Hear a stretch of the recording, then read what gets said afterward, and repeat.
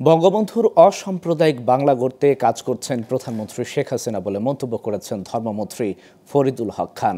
দুপুরে বরিশাল জেলা শিল্পকলা একাডেমিতে পুরোহিত ও সেবায়েত সম্মেলন শেষে এসব কথা বলেন তিনি। মন্ত্রী বলেন, পুরোহিত ও সেবায়েত সম্মেলনের মাধ্যমে বিভিন্ন ধর্মের মানুষের মধ্যে সাম্প্রদায়িক সম্প্রীতি, সৌহার্দ্যপূর্ণ পরিবেশ বজায় রাখা সম্ভব। পাশাপাশি জাতীয়তা ও ভ্রাতৃত্ববোধ দৃঢ় ও অটুট হবে।